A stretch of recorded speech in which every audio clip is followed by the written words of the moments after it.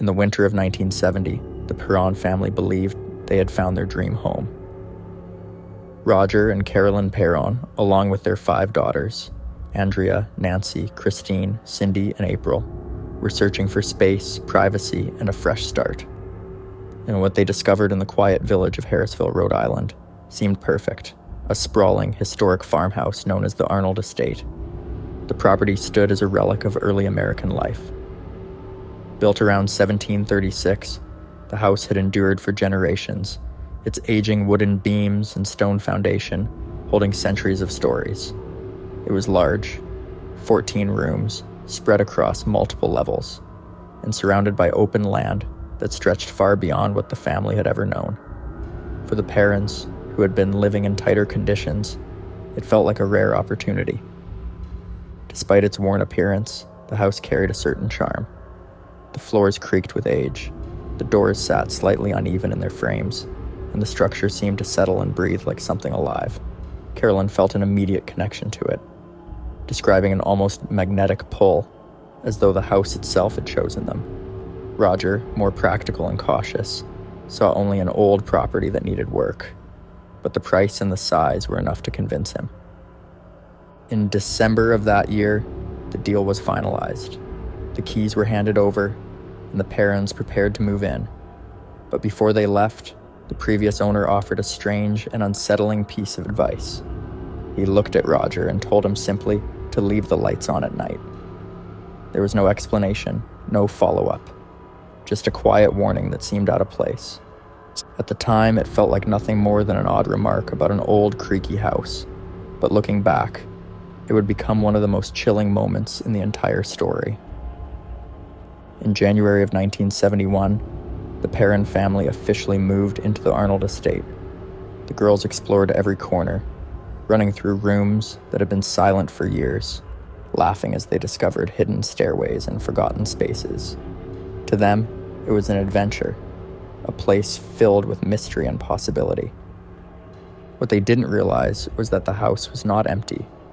For over 8 generations, the property had remained within the same extended family. Lives had been lived there, tragedies had unfolded, and histories had quietly settled into the walls and the land itself. The Perrons had not just bought a home, they had stepped into a place layered with the past. At first, everything felt normal, quiet, peaceful. But that calm would not last, because inside the Arnold Estate, something was waiting. It didn't take long for the Perron family to realize something inside the Arnold Estate was not right. In the early weeks of 1971, the strange occurrences began quietly, subtle enough to question but persistent enough to ignore. Carolyn Perron was the first to notice patterns that didn't make sense. Everyday household items would vanish without explanation. A broom she had just used would disappear from its usual place, only to turn up in another room hours later. At first, she blamed the children, but the girls insisted they hadn't touched anything. Then it started happening when no one else was around. Soon after, the house began to make itself heard, and not the ordinary creaks of an old building settling, but distinct, deliberate sounds. Carolyn described hearing a faint scraping noise in the kitchen, like metal being dragged lightly across a surface. At times, it sounded like fingernails running slowly along a kettle. The sound would stop the moment she tried to locate it. The daughters began noticing things too. Shadows appeared in corners where there should have been none. Doors they had closed would be found open. Objects seemed slightly out of place, as if someone or something had moved through the house when their backs were turned. At first, the atmosphere wasn't threatening, just unsettling. Some of the children even believed certain presences were harmless. One spirit, which they later referred to as Manny, was described as a young boy who didn't frighten them. In their eyes, he was almost a companion, and a presence that existed alongside them, rather than against them.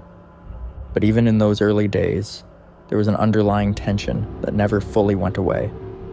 The house felt occupied, not empty, not quiet, just shared. As the weeks passed, the frequency of these disturbances increased. It was no longer something that could be brushed off as coincidence or imagination. the Perrons began to realize that whatever was happening followed no clear pattern, no predictable behavior. It would appear, disappear, and return again without warning. For Carolyn, curiosity slowly turned into concern. She began asking questions, speaking to neighbors, looking into the history of the property, trying to understand what kind of place they had truly moved into. What she would eventually uncover would change how the family saw the house forever. Because these early disturbances were not random. They were only the beginning. As the disturbances inside the Arnold estate became impossible to ignore, Carolyn Perron turned her attention to the past.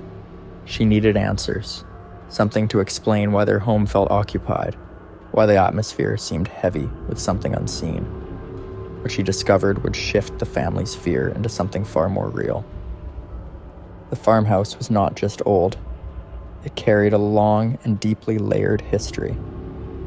For over 8 generations, the property had remained within the same extended family, passing from one set of hands to another, without ever truly leaving their lineage.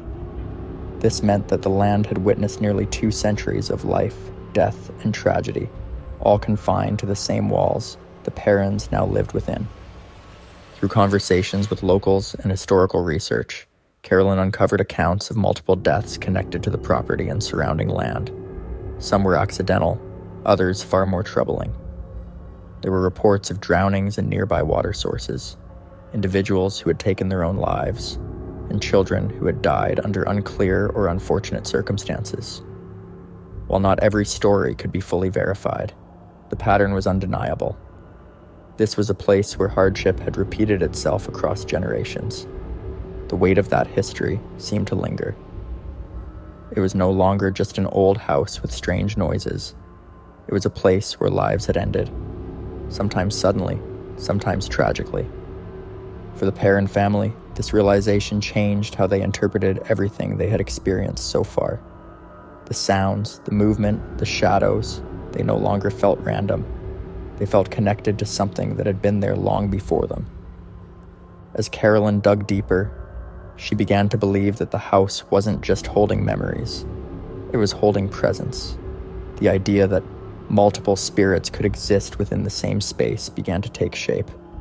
Some, she believed, might be harmless or simply unaware. Others felt different, heavier, more aware, and far less welcoming. Inside the house, the atmosphere continued to shift. The sense of being watched grew stronger. Rooms that once felt neutral began to carry a noticeable unease. Certain areas of the home became avoided altogether, not because of anything seen, but because of how they felt. For the family, fear was no longer tied to isolated events. It was tied to the house itself. They had wanted a home filled with history. Instead, they had found a place where the past hadn't stayed in the past. By the time the Perron family had spent months inside the Arnold estate, the activity had moved far beyond strange noises and shifting objects. What had once been unsettling was now becoming impossible to ignore, and far more dangerous. The change was sudden. The house no longer felt like it was simply being shared. It began to feel hostile. Each morning, at almost the same time, members of the family were jolted awake by their beds shaking violently. This wasn't a subtle vibration, or something that could be explained by the structure of the house. It was forceful, deliberate, and strong enough to leave them disoriented and afraid to go back to sleep. Over time, it became a pattern, something they began to expect, even dread, as part of their daily lives. Then came the smells. Without warning, rooms would fill with a foul odor, something rotten, thick in the air, lingering just long enough to be noticed before vanishing completely. There was never a source, no explanation, just the sudden presence of something that didn't belong. Roger Perron experienced his own form of terror, often centered in the basement. Unlike the rest of the house, the cellar felt different, heavier, colder, and deeply unsettling. It was a place he avoided unless necessary, yet mechanical issues with the home forced him to return there repeatedly. Each time he described the same overwhelming sensation. that he was not alone, and that whatever was there did not want him there. The children's experiences became more vivid as well. What had once been shadows were now described as figures, clearer, more defined. Some appeared as people in older clothing, standing silently in rooms or at the edges of their beds. These figures did not always move, but their presence was undeniable. Some felt neutral. Others carried a presence that was deeply unsettling, even threatening. But the most disturbing development was the direct physical interaction. Carolyn Perron became the primary focus of whatever force was in the house. The activity around her intensified in ways that could no longer be dismissed as coincidence or imagination. One day, while resting, she suddenly felt a sharp, intense pain in her leg. It was immediate and precise, as if something had pierced her skin. When she looked, she found a small puncture wound, surrounded by blood. There was nothing nearby that could have caused it, no sharp object, no explanation. This moment marked a turning point. The family was no longer dealing with something passive. This was something capable of reaching out, making contact, and causing harm. Fear spread through the house in a way it hadn't before. Sleep became difficult. Silence became suspicious. Every room carried tension. Every sound carried meaning. Whatever was inside the Arnold estate was no longer just present. It was aware. By 1973, the Perron family had been living with the escalating activity for over 2 years. What had started as confusion had turned into fear, and now, desperation. Carolyn Perron reached a point where she believed they could no longer handle whatever was happening on their own. That decision would bring one of the most controversial moments in the entire case.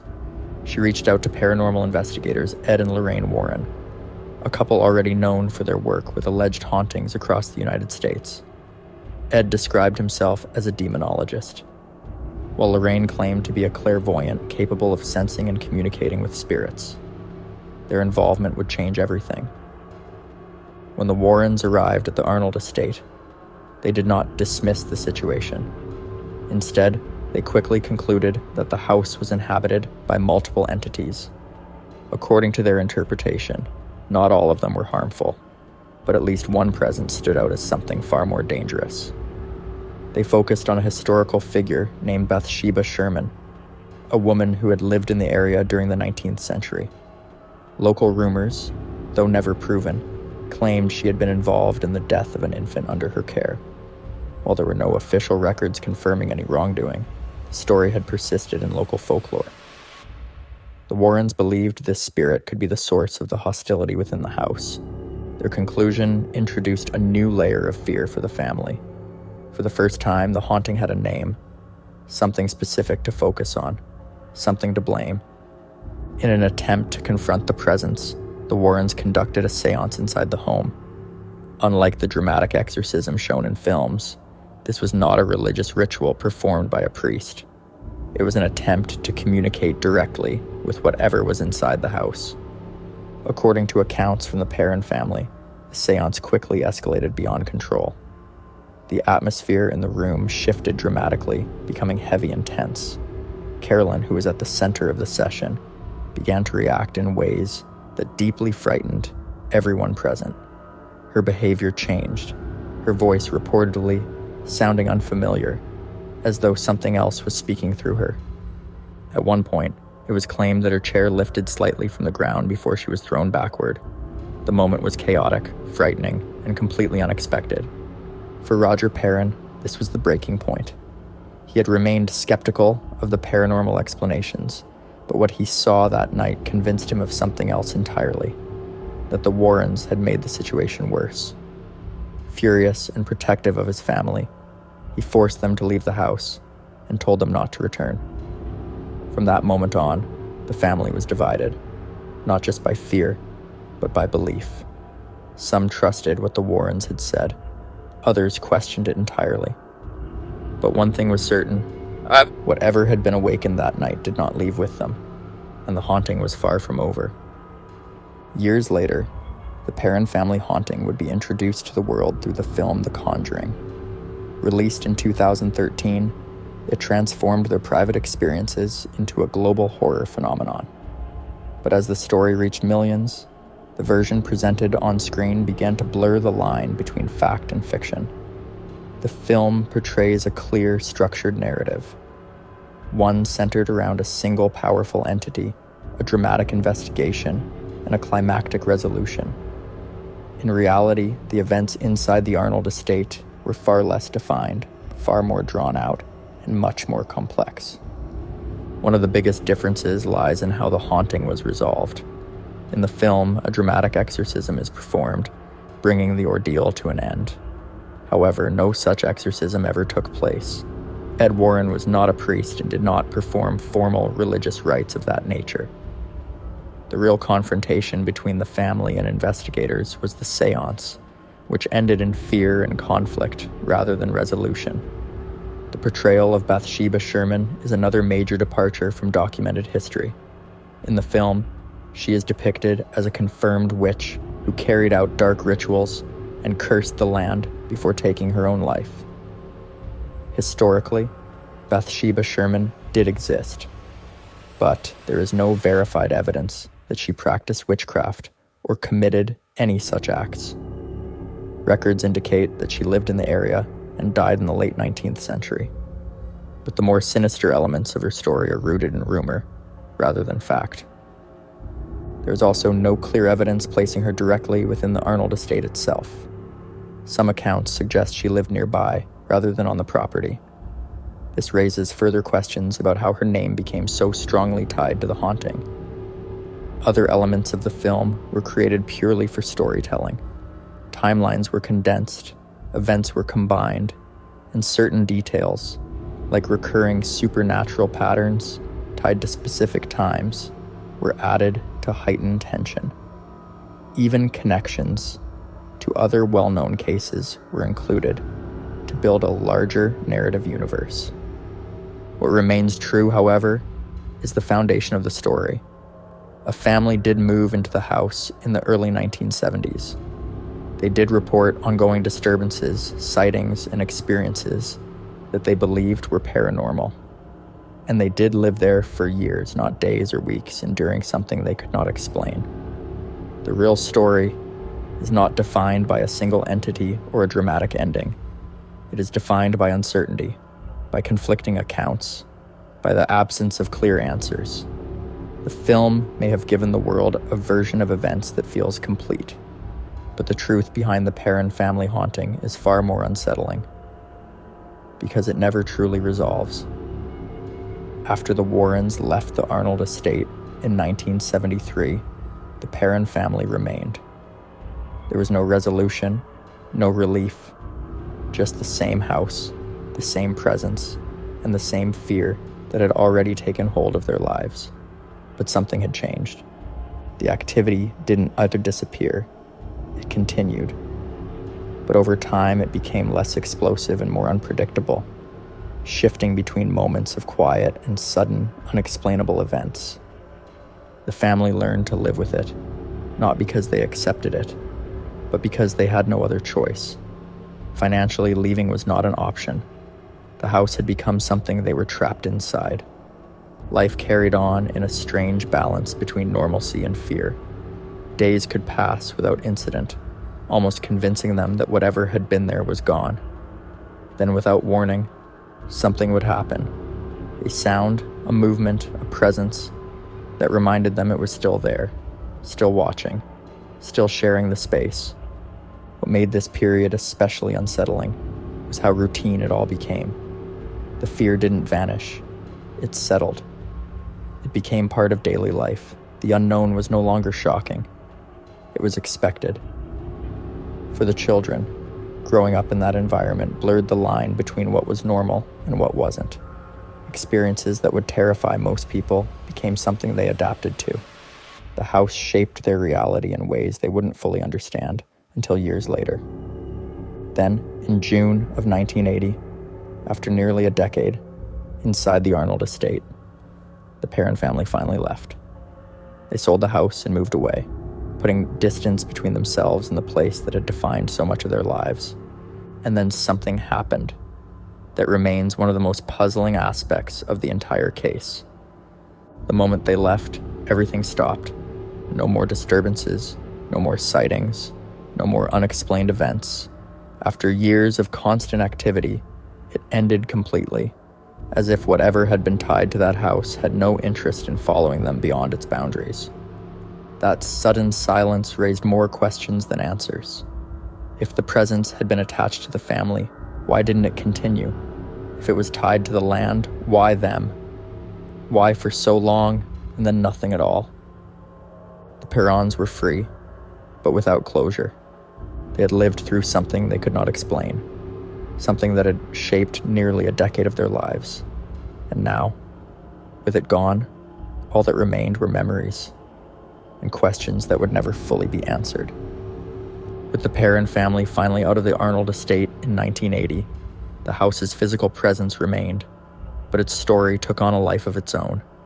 Over the decades, it became a symbol in popular culture, most famously as the inspiration for the 1973 to 1980 events dramatized in The Conjuring. But beyond Hollywood, the real legacy is far more complex and unsettling. Andrea Perron, the eldest daughter, dedicated years to documenting their experiences. Her 3-volume work, House of Darkness, House of Light, provides the most detailed account of the family's ordeal. She describes not only the terrifying phenomena, but also the lasting emotional and psychological impact on each family member. Growing up under a roof filled with unknown, hostile energies left a mark that shaped their perspectives on life, fear, and family. Skeptics, of course, remain vocal. Researchers like Joe Nickel argue that many of the events could be explained through environmental factors, family stress, and the natural psychology of suggestion. Chronic sleep deprivation, old house noises, and heightened anxiety could have amplified ordinary experiences into something seemingly supernatural. Yet even these explanations cannot account for the sudden, complete cessation of activity the moment the Perrons left the property. The Arnold estate itself has drawn attention from paranormal enthusiasts, journalists, and tourists.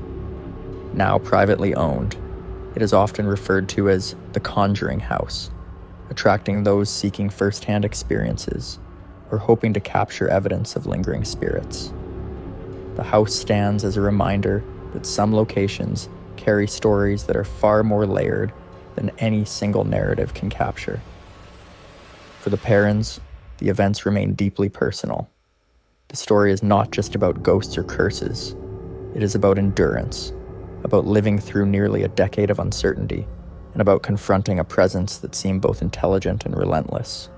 Even after all these years, they are still asked about what truly happened, and each recounting reopens the emotional scars of the past. Ultimately, the haunting of the Arnold estate forces us to grapple with the limits of our understanding. Was it a house cursed by its history? A family's perception twisted by fear and circumstance? Or something else entirely? An intelligence beyond human comprehension, lurking just out of sight? What we do know is this. Something happened inside that Rhode Island farmhouse. Something that forever changed the Perron family. And perhaps that is the scariest part of all. Not just that the house may have been haunted, but that the memories and questions it left behind continue to haunt anyone who dares to study them. The Perron family haunting is a chilling reminder that some stories are never fully explained, and that the line between reality and the unknown can be far thinner than we are comfortable admitting.